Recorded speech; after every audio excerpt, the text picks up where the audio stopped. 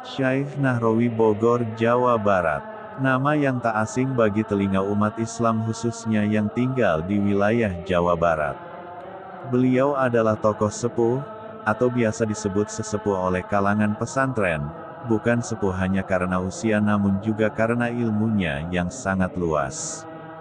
Terbiasa menerima tamu dari berbagai kalangan, tanpa memilah-milah golongan. Hal ini merupakan sikap bijaksana seorang ulama khos. Dengan senyum yang ramah, tutur bahasa yang lembut, mampu menyejukkan siapa saja yang hadir untuk bertamu dengan berbagai macam keperluan.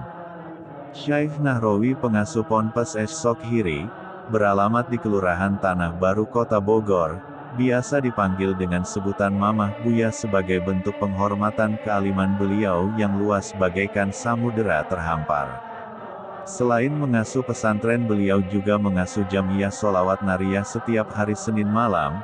Ribuan orang dari penjuru pelosok hadir untuk turut bertakorup ilallah, dan sebagai bentuk rasa rindu serta cinta pada sang kekasih Allah Nabi Muhammad Shallallahu Alaihi Wasallam, beliau selalu tersenyum seakan tidak merasakan rasa sakit padahal hampir tiap waktu jarum keluar dari tubuhnya.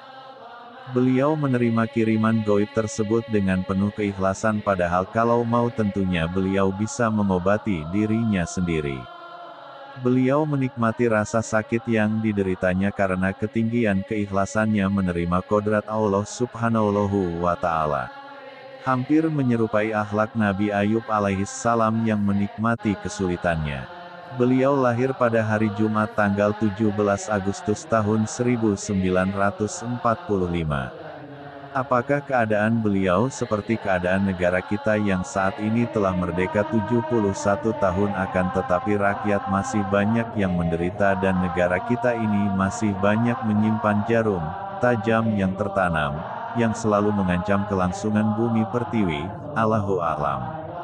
Apakah beliau menunggu NKRI betul meraih kemerdekaan secara lahir dan batin barulah beliau mau disembuhkan? Karena tidak sedikit para kiai sahabat beliau yang menawarkan pengobatan tetapi selalu ditolak beliau. Bahkan sampai Sunan Kalijaga pun mungkin pernah menawarkan beliau bantuan. Diceritakan Mang Zaid Khodam beliau, suatu hari beberapa waktu yang lalu Mama Ajengan Nahrawi pernah ditamui oleh Sunan Kalijaga, Sunan Muria dan seorang Sunan yang Mang Zaid telah lupa namanya. Si Zaid seperti biasa menyiapkan jamuan makan. Setelah para tamu tersebut pulang lalu Mama Nahrawi bertanya kepada si Zaid apakah tadi ada bersalaman dengan para tamu tadi. Lalu si Zaid menjawab tidak sempat karena tadi ke kamar sebelah.